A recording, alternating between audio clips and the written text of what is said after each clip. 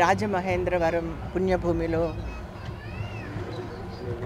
నా సోదరుడు రాజబాబు ఇక్కడే పుట్టాడు, అలాగే ఇక్కడే పెరిగాడు, ఇక్కడే చదువుకున్నాడు.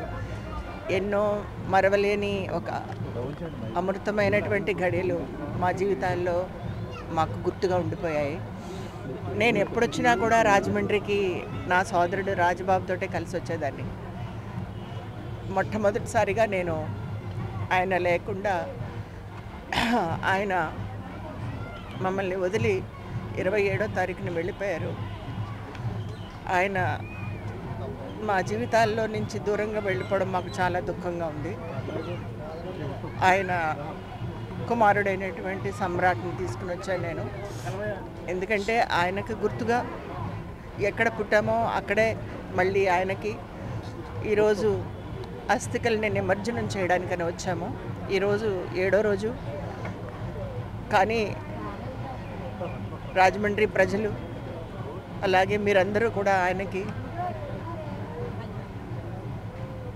ఆ భగవంతుడు మా సోదరుడికి మోక్షాన్ని ప్రసాదించాలని ఆ గోదావరి తల్లిని, ఆ భగవంతుడిని, ఆ ఈశ్వరుణ్ణి మనసారా నేను ప్రార్థిస్తున్నాను. ఈ దుఃఖంలో నా ఊర్లో నా ప్రజల మధ్యనే నేను ఉండాలని నేను వచ్చాను. మీ అందరి ఆశీర్వాదంతో నా సోదరుడికి మోక్షం ప్రసాదించమని నేను వేడుకుంటున్నాను. నా సోదరుడి కుమారుడు సమ్రాట్ నాతో ఉన్నాడు. విధి విధానాలతో ఈ కార్యక్రమాన్ని మేము పూర్తి చేసాం. For more videos like this, subscribe Big TV channel.